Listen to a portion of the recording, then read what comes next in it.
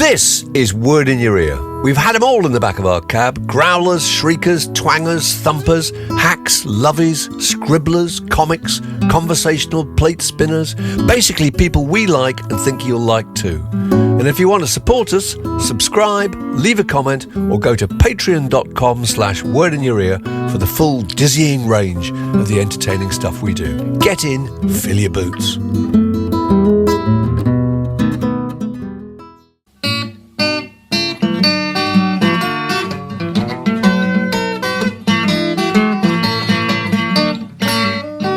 You're listening to a podcast from The Word. Mark, I have a stack, Waddy. Excellent. And it concerns a song for Europe, that annual desperate occasion where the BBC thinks it's going to this time crack the code of how to get a contender for the Eurovision Song Contest. Yes, this has been going on forever. And they're always thinking, let's throw somebody in there into the mix. Let's throw a kind of wild card and let's see if they can prove to be the singer of the next Congratulations or Boom Bang Bang or I don't know what, okay? The next Sandy Shaw. Sandy Shaw. So in front of me, I have the names of 6 performers. 5 of them took part in a song for Europe at some stage in their career. One of them didn't. Okay, Mark, and it's up to you. I like it. Come on. It's up to you. Okay. Hazel Dean. Engelbert Humperdinck. Olivia Newton-John. Dusty Springfield. The Shadows. And Jordan. Hazel Dean, Engelbert Humperdinck, Olivia Newton-John, Dusty Springfield, Jordan, and the Shadows. So you're saying one of those didn't, right? One of those didn't. Okay, well, I'm going to have to go straight in here and say that I'm saying Hazel Dean did. Because I interviewed Hazel Dean. It was really good value. She had a track called, what was it called? I can't remember. It was huge. 9 to 5. No, it wasn't 9 to 5. What was it called? No, Independent Girl. I can't remember now. No, she was an absolute hoot, Hazel Dean. I interviewed her for Specials. I'm saying she did. I'm saying that because they're so impossibly unlikely, they must have done it, that the Shadows did too. You're so right. That was the one I couldn't get over. You can't believe what the Shadows sang. That's what I was going to say. This is even more ridiculous. Somebody in the Shadows must have sung some Bruce Welch. They go and find it. It's on YouTube. They did it in 1975. And you can find it on YouTube. You can find them performing it. No. And let me tell you a further detail. They're doing it genuinely live. They really are. No, I'm going to have to because the Shadows could, here's the news. The Shadows could sing better than most groups who are singing groups.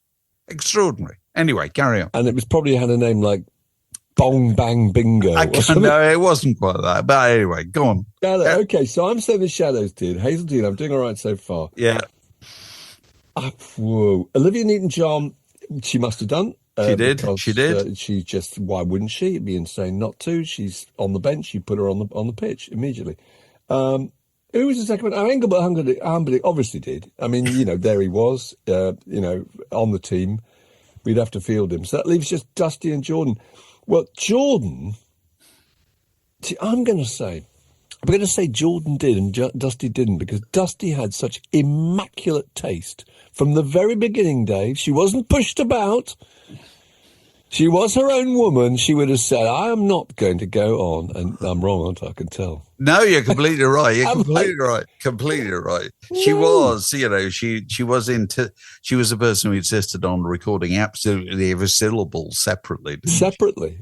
Yeah. As Neil Tennant once told us. Do you remember that? Yeah. They made that single with her and she would just do phrases. It took weeks just to piece it together. Absolutely. She would do one little phrase and then just sit down exhausted in a chair and demand a latte. Oh, whereas my God, I got it right. Jordan did it in 2005. There you go. Song for Europe. That's a very good stat. So there you go.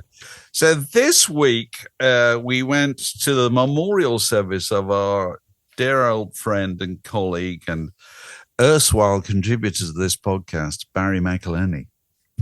at some brides, which is the beautiful old so-called journalist church in Fleet Street.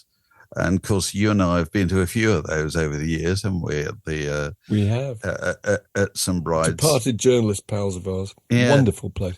And Dave, you and I sat with our wives right up the front with the 12-piece St. Bride's choir either side of us, 6 on one side. It's the best band you will ever get the opportunity to perform with, because you're singing with them, aren't you? And I was overpowered. I was thrilled just beyond belief by the sound of them and being able to watch them. Basses, contraltos, the 3 altos on the left, and then we had the descants, didn't we, the sopranos, and so a baritone and 2 basses on the right. It was fantastic to watch. They did extraordinary stuff, didn't they? I mean, they did the London Derriere, Danny Boy, Abide With Me. Well, absolutely. Love Divine, All Love's Excelling. Is that the one? Through the Fair? Yes. Oh, fantastic. And of course, it is a reminder. I'll tell you who I was thinking of, apart from Barry, on an occasion as I was singing. I was thinking about our recent guest, Maddie Pryor. Yeah. Who, of course, runs a course, doesn't she, at the Arts Centre up in, I can't remember where she is, up in the Northwest, I think. What does she call that course? Singing for the people who think they're too self-conscious to do it. I can't remember what she called her course. It's to make people more relaxed about the idea of singing. And the idea is that most of us have been told we can't sing and therefore we don't. And yet, the act of singing, particularly with the assistance of the St. Bride's choir, is just an extraordinary liberating experience, isn't it? To be amongst all those people, to be part of that noise, It improves, well, at least you imagine, improves your own singing because you're just part of that sound. You're contributing to it. It's absolutely wonderful. And you realise how much of your life, particularly your formative years, this is what you did. You went into school assembly every morning, in our case, and you sang a hymn. And I went to chapel on the weekends, on Sunday. And you sang, so that kind of Us singing. Too. What's that been replaced by? Football. Well, yeah, and yes, but it's in you, As I said before, that Alan Bennett wrote this wonderful short story called "The Laying On of Hands," which I do recommend anybody should get a hold of and read it. And it's basically, it's inspired by him going to the memorial or the memorial service for a celebrity masseur at St. Bride's. And it starts with him, singing the hymns with one hand in one pocket and holding the hymn book, which he doesn't need to consult because he knows all the words. And he looks around the church and catches the eye of all the other people who are also singing without looking at the words because they were all brought up in a certain way, Like you and I. I don't think I looked at the service sheet once. It's just I can do this stuff off the top of my head.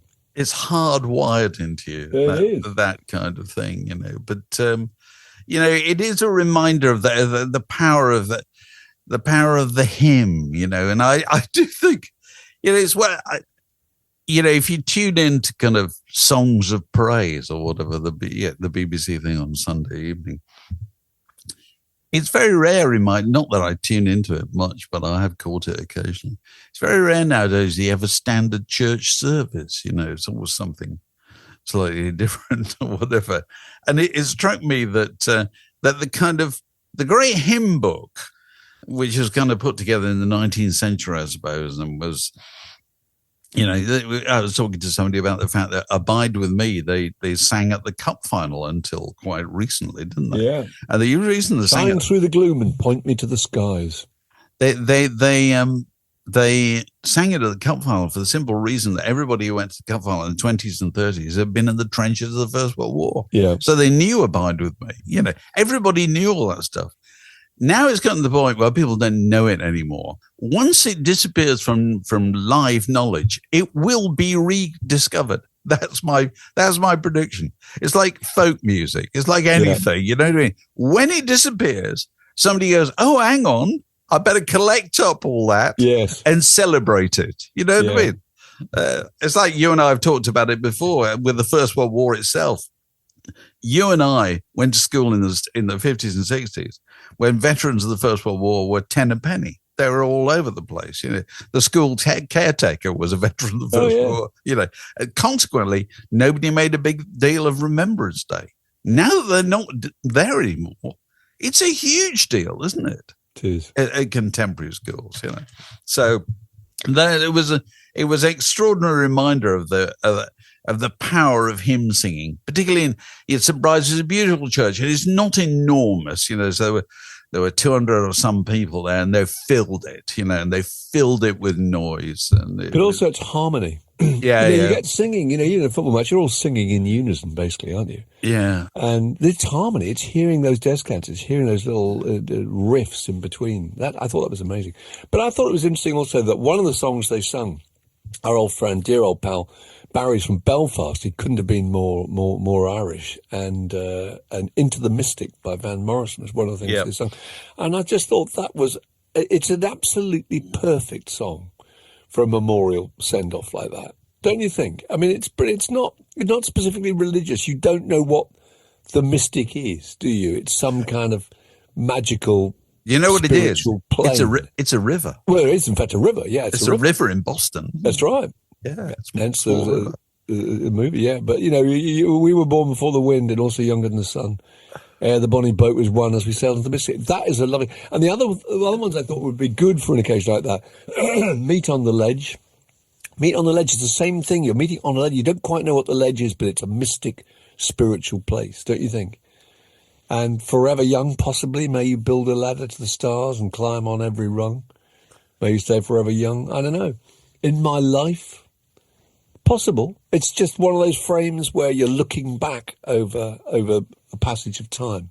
Every grain of sand. But there's a really good song I always loved. It was on Mule Variations. Do you know it? Take It With Me. Oh right, I'm sure Tom Waits has written a load. My God, it's brilliant. I mean, it's about it would be if your other half, your departed wife or whatever. But there's a line in there. It's one of my favourite lines. It's the most cinematic thing. It's like a camera lens zooming in. He goes, in a land there's a town, and in that town there's a house, and in that house there's a woman, and in that woman there's a heart I love. And I'm going to take it with me when I go. Oh, that's a fantastic line. But I thought Into the Mystic, I thought that worked perfectly. Yeah. It was just, you know, there's no particular religion involved. There's no religion at all, actually. It's just this place that you're going, you know. You're tuned to Word in Your Ear, the longest continuous conversation in rock and roll. Dave, we have to mention Robert Redford. Very big name. Very big name for us. For a long time. For a long time. Who I didn't discover till whenever Butch Cassidy and the Sundance Kid came out, which I think was 1969, and I would have been, I don't know, whatever it was, 15 or something. But I was just reading something that Peter Bradshaw wrote in The Guardian. It was really good. He said, as the 1960s turned into the 1970s, it wasn't cool for star actors to be good-looking.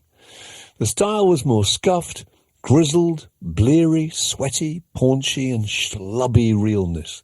The fashion was for leading men like Gene Hackman, Jack Nicholson, Woody Allen.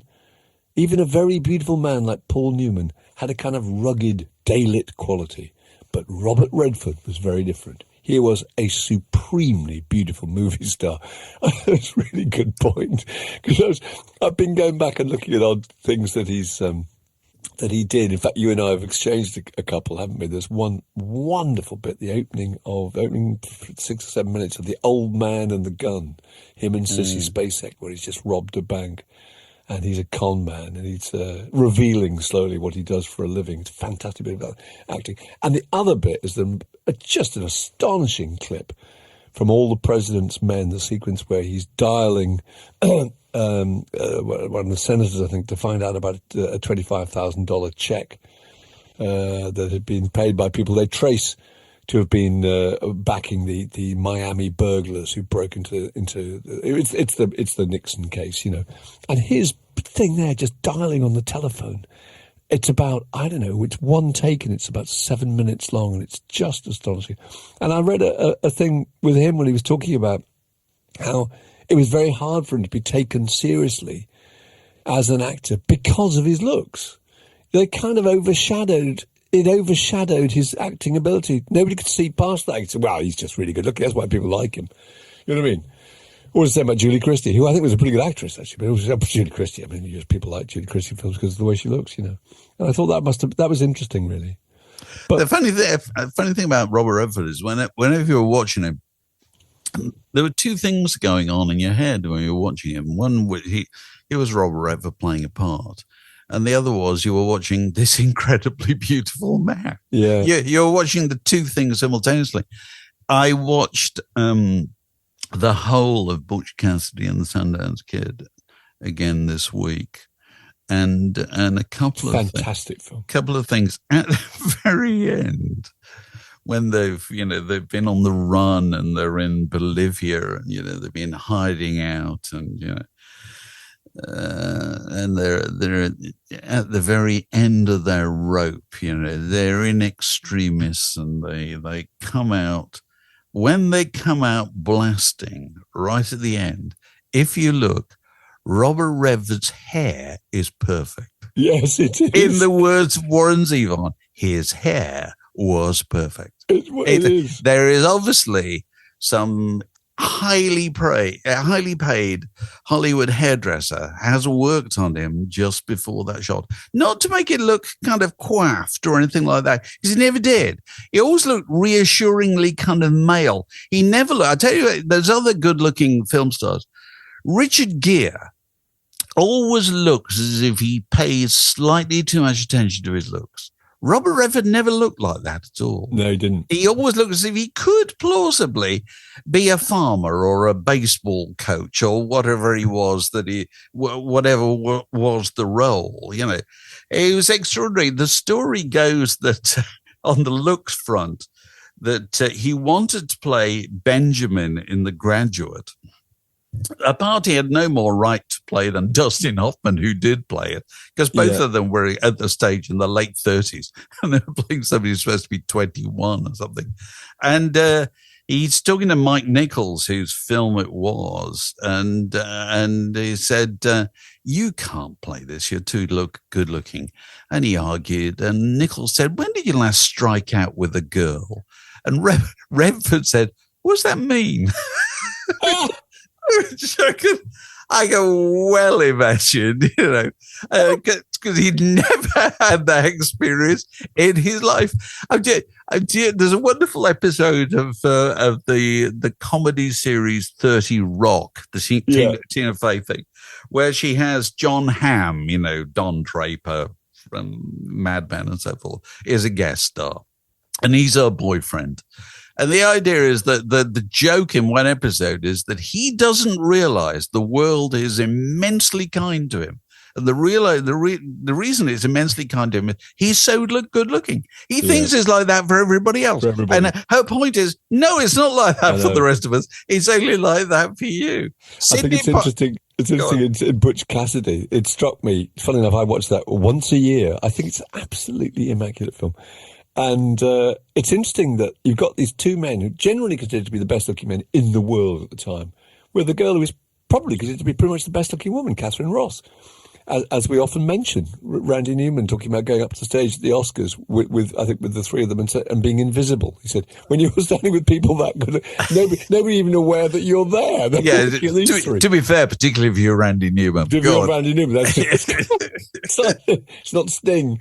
No, it struck me in the film that you've got a choice. Catherine Ross is going to have a relationship with one of them. So who do you choose? It's interesting that they chose Redford because Paul Newman is the one who is the knockabout comedy on a bicycle, trying to get away from a bull while they play Raindrops Are Falling on My Head. Do you know what I mean? And they allow him to be the kind of funny, jovial one, whereas Redford is the one who sleeps with her. Redford's the one in the relationship with her. He's the hard man, and it's almost inevitable, really. So Sidney Pollack, the director, said, I was watching an interview where he's talking about Redford. He said he doesn't get anything like the respect he's due because of all the actors I've ever worked with, nobody had such a highly developed sense of what he and a camera could do, what his face could do. Yeah. Because he said a movie camera, and this is an experience that none of us ever have. A movie camera is the biggest lie detector in the world. It blows up your face to absolutely enormous proportions, which most of us would not be comfortable seeing. But if you're Robert Redford, you're perfectly comfortable. That's the way you work. And he said, you hardly have to show anything at all because the audience will do most of the work. If you think a thought, the audience will see you think it. Now, there is a bit in Butch Cassidy and Sundance Kid, and I'm sure we've all got access to Butch Cassidy. It's on Netflix or whatever. It's probably back on the BBC iPlayer tonight. I don't know. Go and watch it. Go and watch particularly the bit where they're being chased by the men out in the wilderness. There they are, cornered in the wilderness. That's a kind of funny idea, And they climb up the top of this, this mountain to get away from the pursuers. And then they realize, looking down, the only way down is, there's a ravine and there's water at the bottom. And the two of them are in close-up, Newman and Redford. Redford's looking back to see the pursuers because he'd rather fight it out with the pursuers because he's already worked out that the alternative is too terrible to consider. And Newman says, we can jump. and Redford looks, no. And then just before he says, I can't swim, he half swallows. Yeah. Half, not a full swallow. Yeah. He half swallows. And you look at it and you think, God, yeah, he is frightened. He is frightened of that drop. And then the joke is, don't worry, right. Don't worry. The fall will probably kill you. The fall will probably kill you. I love that bit. Go and look at that. It's absolutely extraordinary. It is. It's brilliant. We shall not see his like again. Also, Robert Redford. I think an example. I may be completely wrong. This is a generalisation of one of those men that men think are good looking. Classically chiselled. And I give you Terence Stamp, I give you Johnny Depp, Brad Pitt, Clark Gable, Brando, Lenny Kravitz. There are men that women, from experience in this household, that women think are good looking, and they're often your wife thinks are good looking. Yeah. Let's be just clear about this. So you're dragging us into your private hell here. So whenever Claire wishes to point out your shortcomings, she will go, why are you a bit more like so-and-so? What would George Clooney have done? No, I think there's something more kind of lived in that. They look slightly damaged, or the character. They look like people who might help you load the dishwasher. So it's George Clooney, it's Idris Elba, Ryan Gosling, Paul Newman, James Dean, Elvis, I think. Elvis. I don't know. Anything in it? Well, yeah. Emerging here? I think I've come to the point now where I kind of appreciate what women find attractive in certain men. I don't find a huge divergence. Because I think it's almost kind of non-sexual. Because you watch. They do say that the mark of a movie star is you'll watch them doing the most mundane things. Cary Grant, you used to watch Cary Grant smoking, know, and he seemed to smoke with an elegance that nobody else had, because the joke about Cary Grant was, all men want to be Cary Grant. Cary Grant used to respond by saying, even I would like to be Cary Grant, And have you ever watched Moneyball, for instance, the Brad Pitt? Go and watch that. Brad Pitt plays a manager of a baseball team, and I can sit and watch that film again and again and again just to watch Brad Pitt doing stuff, because it's just like,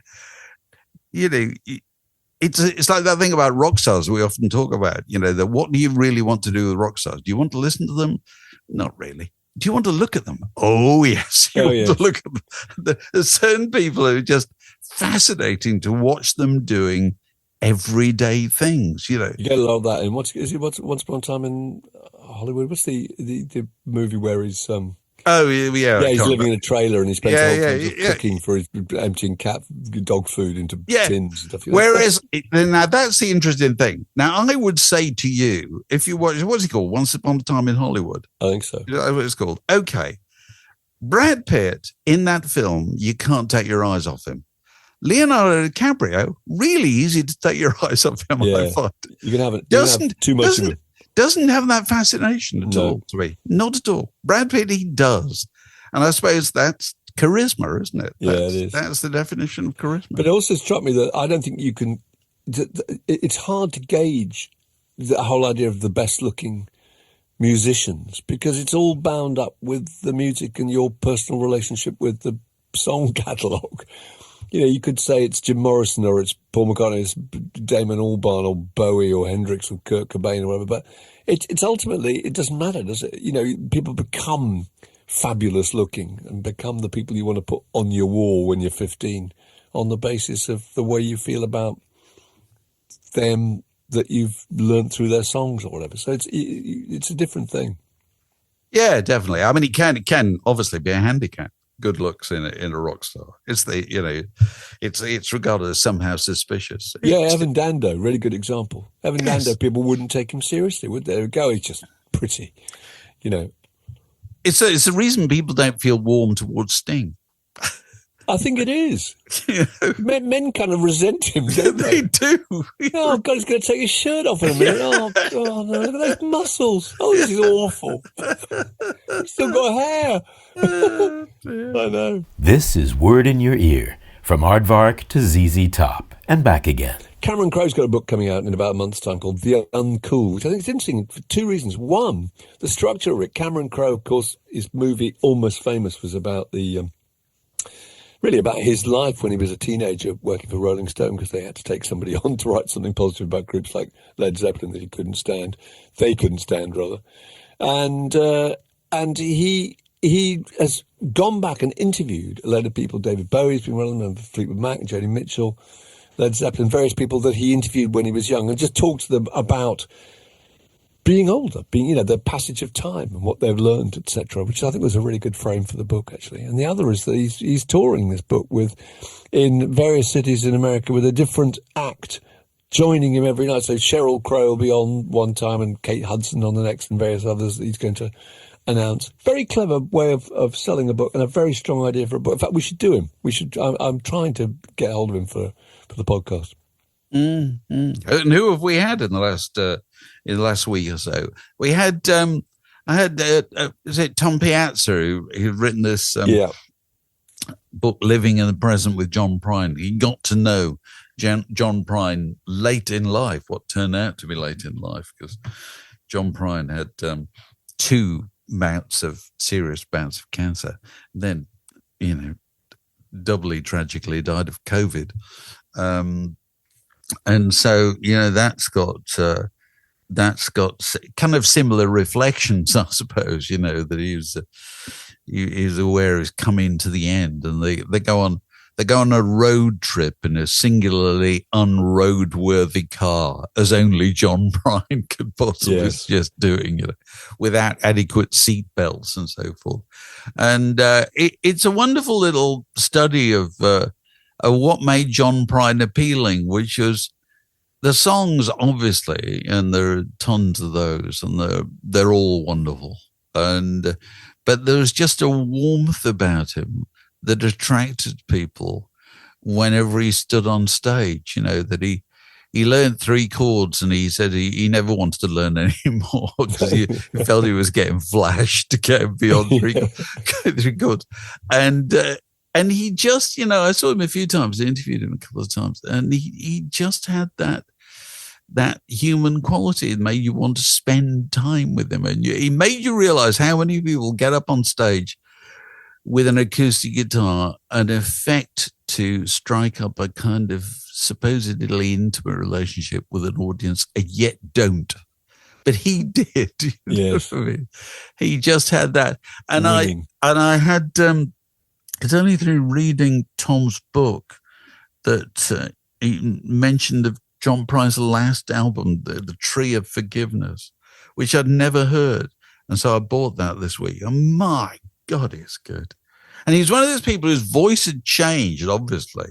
It changed because of the cancer, because he couldn't stand in the same way, So he didn't sing in the same way, but found a really winning way of singing nonetheless. And so listening to that has also sent me back to something that coincidentally Magic sent me this week, which is John Prine singing In Spite of Ourselves with Iris DeMent. Oh, I love that song. Which is just brilliant. He did this. It's a wonderful song about a kind of grouchy old couple. Grouchy old couple who kind of resent each other but adore each other. Yes. You're the big door prize. Yes. Which in turn she gets it on like the Easter Bunny. Goes on like the Easter Bunny. She thinks shaving her legs is funny. That then in its turn sent me back to Iris DeMent's records, one of which, I've forgotten the title of the record, is just a recording of kind of gospel songs that she learned from her mother. And I was listening to it. It's a fantastic record. And it kind of goes back to what we were saying about Barry's memorial and the power of hymns, that she says that she remembers her mother, whenever life got too much for her, she would just go to the piano and just sit there at the piano and pick out these songs that she'd known from being a child, Blessed Assurance and all these kind of things, and sing them until she made herself feel better. Which goes back to the hymns. It's not self-medicating. It's not what they're about. It's the act of singing them. Is. It's the act of singing them, particularly with people, with other people, is a healing thing. It is. It's a healing thing. So sorry, that was Tom Piazza's book. Talking about his book about John. Who else we do? Peter Hamill, who's really good. He was really good. Oh, I've got to tell people. I've got to let people in on a trade secret here. We were talking about whether to do Peter Hamill, and Mark said, "Have you ever met him?" I said, "No, never met him." And Mark said, "Well, I never met him. I wonder what he'll be like." Because you're always slightly worried about this when you do these things. We thought he was going to be. I'd been to see them, Van Graaf Generator, when they reformed, I think in 2009 or whatever. But I'd never met him, and I was absolutely convinced that he was going to be taking himself terribly seriously, be a bit precious, and you could tell, maybe a bit resentful about the fact that we didn't seem to know that much about him. But the moment he came on, he was just charming, really funny and upbeat. No, this is brilliant. I'm talking to two blokes roughly my age. Incredible. I can mention Chicken Shack and I don't have to explain who they are. Brilliant. Yeah, it's amazing. Really with these Zoom interviews, you can tell within the first few seconds whether it's going to be all right. I know. Well, we felt exactly the same about Peter Hook in the order, didn't we? Yes. Peter Hook, we were thinking, neither of us ever met him. His general reputation was terrifying. We thought, well, he's going to be intimidating. Came on, he was absolutely just all sun and joy, wasn't he? Yeah. So funny. It's extraordinary. And I suppose we could say the same thing about our birthday guest this week, couldn't we, Mark? We could. Because if you're a Patreon supporter, you may get the opportunity to join us on the occasion of your birthday and throw a bit of log on the word in your ear fire. If you want to know how you could be a Patreon supporter, go to patreon.com/word in your ear and find out how. And you could be suggesting a topic like this week's guest, Stephen Way. And now it's time for Word in Your Ear's birthday guest of the week. Stephen, happy birthday. Very nice to see you. Thank you. Hello. How was the birthday celebrated? Quietly. Good. You're among friends. Yeah. You're our kind of guy. And let me tell you, it was Mark's birthday only the other day, and Mark and I have known each other for a long, long time, and I didn't know it was his birthday. I left it. My wife had to tell me later in the day. That's how high profile birthdays are in our. So I went home going, David didn't remember my birthday. No, I didn't at all. I didn't expect you to. But anyway, Stephen, look, so you have a topic that you wanted to introduce, so fire away. Well, I was thinking about support acts. Oof. Yeah. The rise, fall, rise, disappearance, and reappearance of support acts, which seemed to me to have started a long time ago, rather as a little bit like the 60s type review shows, and then become sort of important, and then become commercial, and then adopted a sort of series of pecking orders, starting with, and then with support, with guests, with special guests. Special guests. Oh, yeah, special guests. Very special guests. Very special guests. Yeah. By invitation. Yes. Yes. Our good friends. Yeah. Yes, both on the same label have been pushed into the... Well, I mean... I think there's lots of reasons for it. There's lots of reasons for it. Yeah. Because, I mean, I think probably the sport act started, I don't know, the late 60s, early 70s, and they probably belonged to the same agency. So if Chicken's Shack were headlining, Gnidra Log would be the kind of support group or whatever. Two acts, two bunches of guys in kind of scoop neck T-shirts and loon pants, on stages at colleges. And then you get further into the 70s, they tended to be on the same label very often, because there was usually a pecuniary element to this, wasn't there? Because bands had to be subsidized to tour, really. They were paid by the record companies to go on tour. But what always seems like, whenever you talk to acts nowadays, and they'll tend to admit it many years later, that they tended to treat support groups appallingly badly, except in deliberately badly. Really they would actually kibosh their sound to make sure that they weren't in any way threatened or upstage. Yes. Which is appalling. So much for the fraternity of popular music or whatever, But it threw up all sorts of weird combinations, didn't it? Because at times there were support acts who were paying to be on the bill. So you had the Jam supporting the Blue Oyster Cult in the States in 78, which of course is a nightmare. It's a marriage made in heaven, isn't it? It's very difficult because if you're the Jam, we talked about this actually on the podcast, because they toured America 5 times, I think, and then tried getting their own audience. Well, their own audience wasn't big enough. Okay, let's try and piggyback.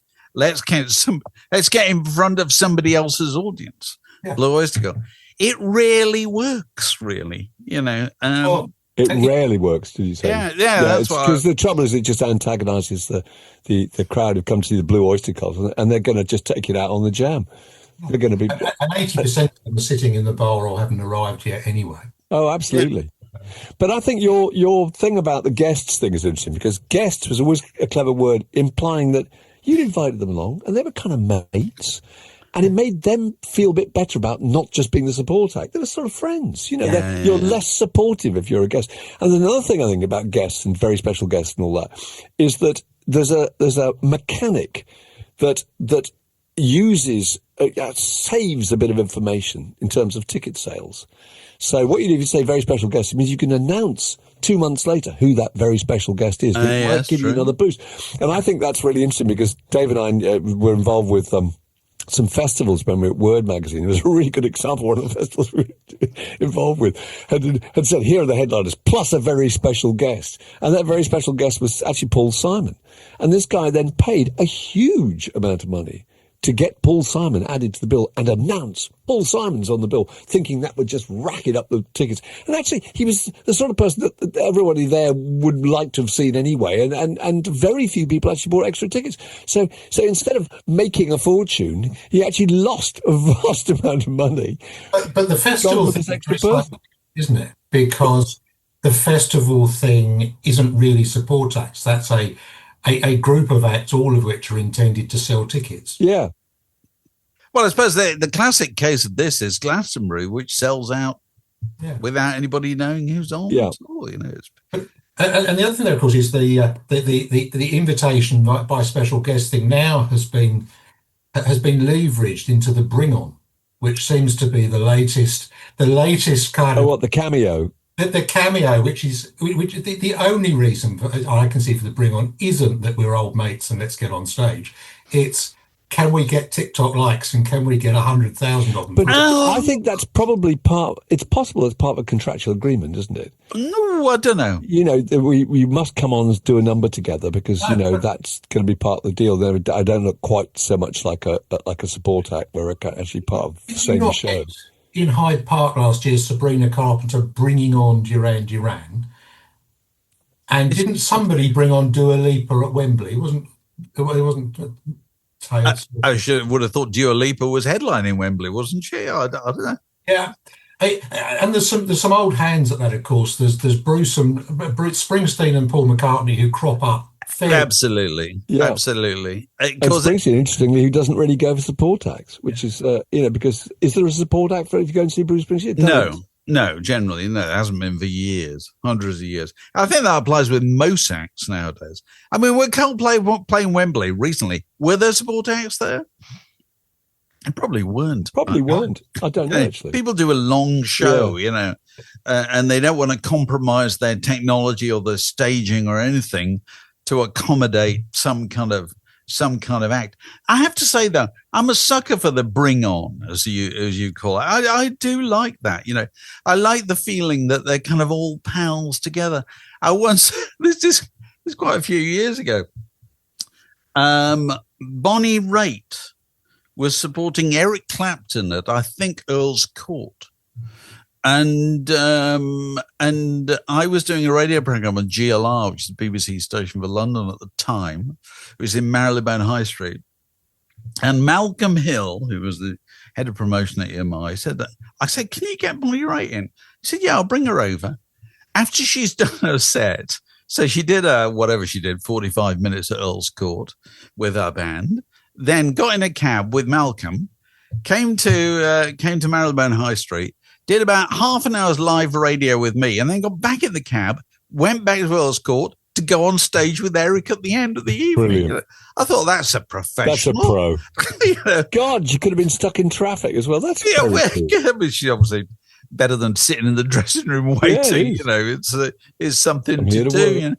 I guess do you know what I like most about going to see live rock and roll shows? The first time I said this actually in public, it just struck me as a theory actually. Do you know it's more interesting than the music? Do you know what it is? Here's the secret of getting pleasure out of seeing live rock and roll. It's watching musicians look at each other. And, this is what was always the magic of the proper live band was that they look round and has anybody let us down? Has anybody hogging the limelight or whatever? Has anybody talked too long? All that stuff. Well, it's even more, it's even stronger when they bring on a guest because you can tell whether they're pleased or not. They can't hide it.